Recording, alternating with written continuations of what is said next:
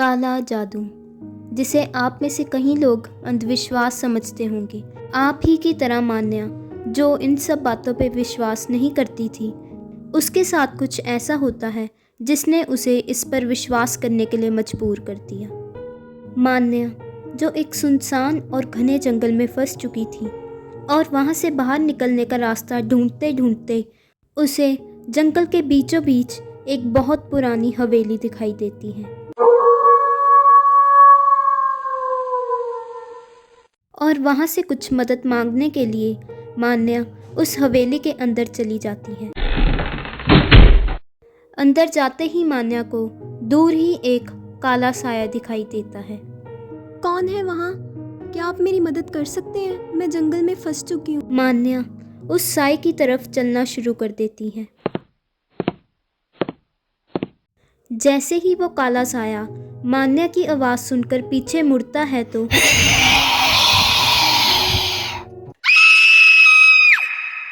और मान्या वहाँ से भागना शुरू कर देती है। भागते भागते वो एक लाल दरवाजे वाले कमरे के सामने पहुँचती है, जहाँ उसे ज़मीन पर एक लाल किताब गिरी हुई मिलती है। जैसे ही मान्या उस किताब को खोलकर पढ़ने ही लगती है, तभी उसे अपने सामने एक बहुत डरावना चेहरा दिखाई देता है। मुझे बचाओ। और मान्या अपने इस डरावने सपने से उठ जाती है। कितना डरावना सपना था ये। मान्या इसे एक बुरा सपना समझकर भूल जाती है और अपने काम के लिए चली जाती है। शाम को काम से लौटते समय मान्या की गाड़ी खराब हो जाती है, जिस कारण मान्या गाड़ी से उतरकर अपने फ़ोन से किसी से मदद मांगने का सोचती है। तभी उसे सामने से एक गाड़ी आती हुई नजर आती है, जिससे वो लिफ्ट मांगती है। प्लीज़ मुझे आगे तक लिफ्ट दे दो। हाँ, बैठ जाओ। गाड़ी में बैठकर मान्या को घुटन महसूस हो रही थी और मान्या देखती है कि वो लड़की उसे एक घने जंगल की तरफ लेकर जा रही है। ये तो मुझे कहाँ लेके जा रही हो?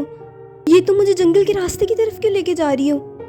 पर वो लड़की मान्या की बात का कोई जवाब नहीं देती और जैसे ही मान्या खिड़की से बाहर देखती है तो उसे वही हवेली दिखाई देती है जो उसने आज अपने सपने में देखी थी। जैसे ही मान्या आवाज़ सुनकर उस लड़की की तरफ देखती है तो डरते डरते मान्या उसी हवेली की तरफ दौड़ने लगती है। अंदर पहुंचकर मान्या देखती है कि वो हवेली जैसे उसने अपने सपने में देखी थी बिल्कुल वैसी ही दिखाई दे रही थी। जब मान्या को कुछ समझ नहीं आ रहा था तभी उसे एक कमरे से आवाज़ आती है। जब मान्या आवाज़ सुनकर उस कमरे में पहुंचती है तो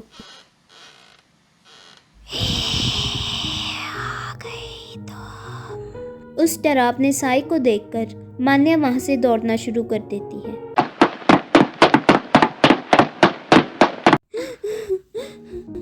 ये मेरे साथ क्या हो रहा है? मेरी मदद करो। क्या मदद चाहिए तुम्हें मेरी? मेरे साथ चलो।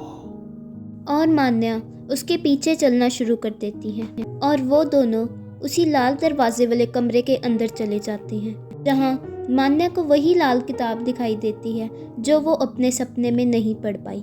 और वो आत्मा मान्या को बताती है कि मैं तुम्हारे पिछले जन्म की बहन हूँ और जो डरावना साया तुम्हें बार बार दिखाई देता है वो और कोई नहीं, हमारे पिछले जन्म की माँ है, जो काला जादू किया करती थी और इसी वजह से उसने मेरी बलि चढ़ा दी थी।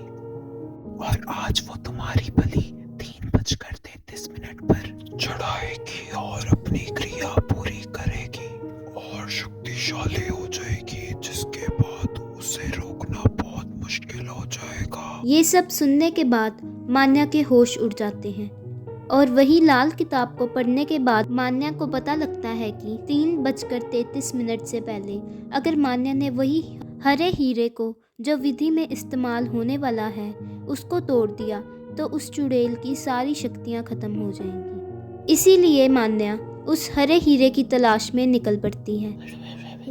इन अजीब आवाज़ों को सुनकर जब मान्या उसके पीछे चलना शुरू करती ही है, तभी वो चुड़ैल मान्या को पकड़ लेती है और मान्या बेहोश हो जाती है। जब मान्या की आंख खुलती है तो वो देखती है कि चुड़ैल ने अपनी क्रिया शुरू कर दी थी और मान्या को वो हरा हीरा भी उस क्रिया में पड़ा हुआ दिखाई देता है। तभी मान्या की नज़र घड़ी पर जाती है जिसमें 3 बज चुके थे और उसके पास सिर्फ 33 मिनट बचे हुए थे। तभी मान्या उस हरे हीरे को चुपचाप उठाकर उस आग में फेंक देती है। ये तुमने क्या किया? इसके बाद हवेली में शांति का माहौल हो जाता है और मान्या बिना कुछ पीछे देखे वहां से भाग जाती है।